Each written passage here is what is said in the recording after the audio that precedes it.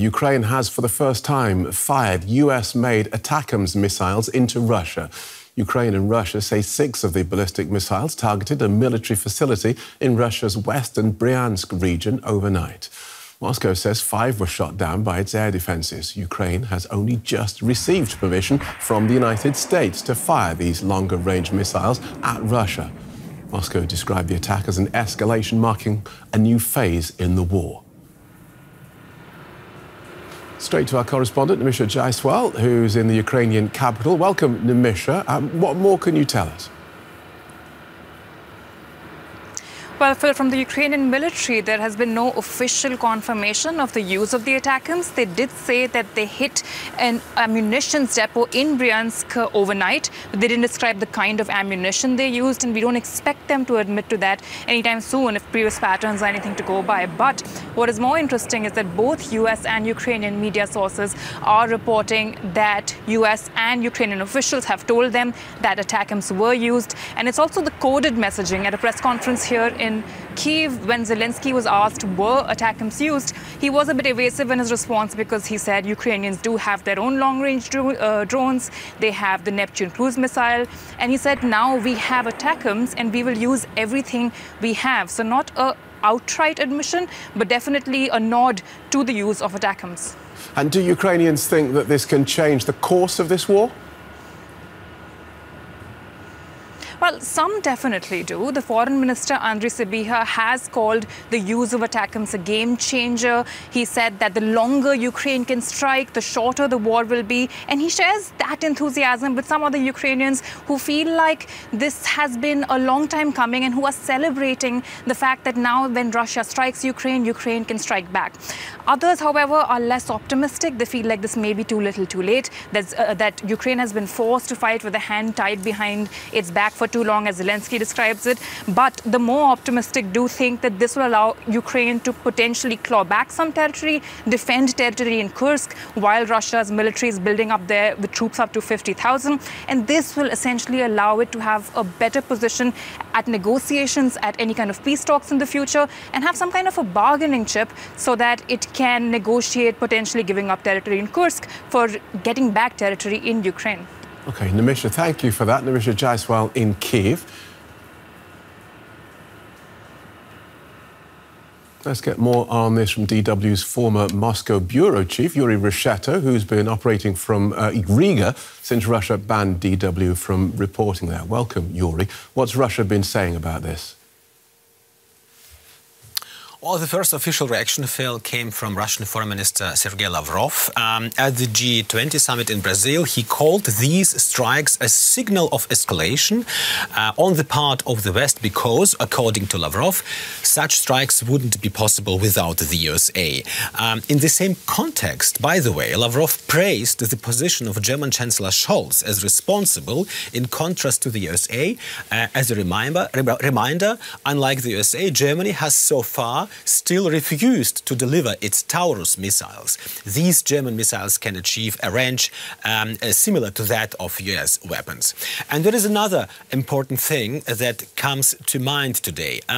Today, President Putin signed a new nuclear doctrine in Russia. The new thing about it is that Russia can also launch nuclear counterstrikes against states that don't have nuclear weapons, such as Ukraine, for example, but which are supported by other states that do have nuclear weapons. So this means that from now on, Russia will also consider conventional missile strikes, such as those from Ukraine today, which are supported by the USA, a nuclear power, as an attack that could result in a nuclear counter-attack. Right. So what is the expected Russian response at this stage? Well, I do not believe that Russia is about to use its nuclear weapons, as many experts also don't think so. But I wouldn't ignore Russia's threats to do so, even if many in the West no longer take Russia's red lines, so-called red lines, seriously. Today, Russia began, for example, mass production of the first mobile shelters. They are supposed to provide the population with 48 hours of protection from radiation, according to the Russian Russian propaganda media. I have no idea how safe these bunkers or shelters are in reality. That is for experts. But what is remarkable is that Russian propaganda is obviously preparing its own population for a nuclear war with such reports. If this is all just a bluff, which I hope it is, and Russia is not going to use nuclear weapons, then Moscow would probably intensify its missile strikes on Ukraine and possibly also destroy the civilian infrastructure in Western countries, in those countries that support Ukraine. Such acts of sabotage are part of the so-called hybrid warfare, and Europe is already facing them. OK, Juri, thank you for that. DW's Riga Bureau Chief, Juri Rescheto. And let's take a closer look at this with Sir Lawrence Freedman. He's Emeritus Professor of War Studies at King's College London. Welcome to DW. What does this Ukrainian attack inside Russia using these ATACMS, what do you think this tells us? It tells us that the Ukrainians are doing something that they've wanted to do for some time, which is attack targets more effectively. It's not that they haven't been able to attack these sort of targets before, but now more effectively with more accurate, more powerful weapons that come from the West. They would have liked to have done it a long time ago because some of the most relevant targets have been moved out of range, but in the context of the current fighting, they'll find this helpful. Moscow says using these weapons against it marks an escalation of this war. What do you think? Well, the Russians have been escalating the war steadily, from the full-scale invasion to attacks on Ukrainian critical infrastructure to attacks on shipping. I mean, I don't think the Russians are in any position to complain about escalation.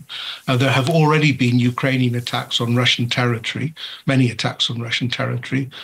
Western weapons have already been used in territory that Russia considers Russian, which is much of Ukraine now.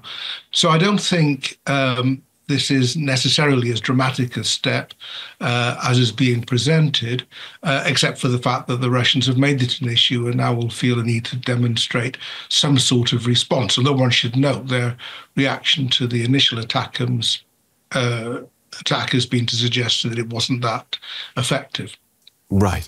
Do you think, now that the United States has said yes to Ukraine using these longer-range systems, can you see the likes of the UK and indeed Germany also giving the go-ahead for the use of their longer-range target systems? Well, the UK, yes, and France, yes, because they've got Storm Shadow and Scarp, which are already available to the Ukrainians. I mean, there's an issue of supply, as there is with ATACMS. You don't have lots of these. Germany is, I don't think so, because Chancellor Scholz has set himself against it. But of course, Germany may have a new government in a few months, and they can look at it again, but not for now, I don't think. Let's talk about the reported use of these North Korean troops. They're said to already be on the battlefield in Kursk, supporting Russian forces. How will their presence alter this conflict? It's hard to say. In the numbers that are there at the moment, not a lot. Politically, it's very important. Indeed, their presence provided the rationale for President Biden to authorise the long-range use of ATACMS. They still have to learn the language to be integrated into Russian forces, and of the force that's said to be assembled in Kursk that is already trying to push the Ukrainians out, they're about 20% of the total. So it's important, but I don't think at the moment it's a game changer. The issue is whether this opens up a new pipeline for Russia, which is going through its own manpower at a rather shocking rate. So this provides an additional source over the long term of manpower. Probably the most important thing the North Koreans are doing at the moment is providing Russia with lots of artillery shells, and that does make a difference. Given the likely shift in US attitudes towards this war, signalled by US President-elect Trump, what do you think European countries can do to help Ukraine prepare for the future? Well, as you say, there's going to be a new government in a couple of months in place in Washington, which President Trump has taken a very different view to Biden, but he's kept his options open. And the main thing he's going to try and do is to see if there can be a negotiated settlement. And President Zelensky has said he's up for that.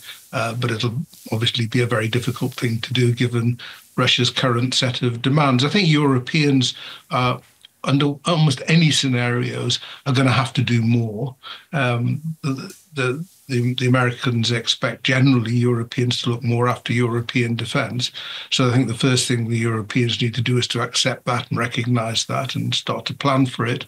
I think there are important political arguments they can make to the new administration about being realistic about what can be expected in negotiations, and reminding the new administration of just the costs of a Russian victory. For Europe, this will obviously be pretty dire in terms of a big defeat, but the big defeat would also be seen to be for the US and the countries that President Trump dislikes even more than Russia, Iran and China. Are those that will see this as a victory for their side as well. So I think there's important political arguments going on at the moment, but there's a lot of uncertainty because we're not quite sure yet exactly how the Trump administration will approach it after 20th of January. And you mentioned President Zelensky. I think your words were he's up for a negotiated end to this. Is this reflective of the fact that the US administration is changing? He's now talking in terms of a just peace with Russia rather than Ukraine achieving victory. Well, I think this has been developing for some time, and I think he would have taken a similar view even if Kamala Harris had won the election. But he's well aware of the need to get close to Trump and not to have an argument with him because it's one he'll lose. I think the Ukrainians are tired. They've taken a lot of punishment. They don't want to give up. I don't think they're ready to abandon everything to Russia, but they could do with a respite. They could do the ceasefire. So I think this is a view that's been developing for some time. The difficulty comes if President Trump is prepared to go a long way to accede to Russian demands.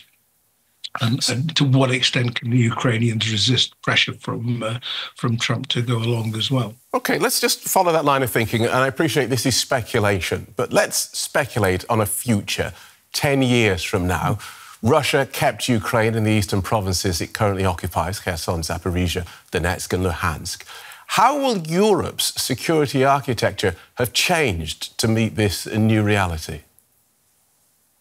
Well, if that is indeed the result, I mean, as you say, we're speculating. It's perfectly possible that there'll be a ceasefire based more or less on the lines of control at the moment, though that's why Kursk is a very important complication for Russia in that. And at the moment, Putin doesn't control all of the 4 provinces, in addition to Crimea, that you mentioned. So it could be quite messy. And you've got the problem for Russia is that they've ruined these territories, and they're full of depopulated, full of unexploded ordnance, towns obliterated. So they're not a particularly great prize. For Europe, I think, if there is stability, and it's important to recall this has been going on since 2014, so there hasn't been stability for 10 years, and in 10 years' time, there may not still be stability. So Europe is going to have to be thinking about 2 things. First, building up its own defences again, right, if it's belligerent, and keeping Ukraine going, right, and helping it integrate more into the Western world. Thank you for talking us through that so clearly, Sir Lawrence. Sir Lawrence Freedman, Emeritus Professor of War Studies at King's College London. Thank you. My pleasure.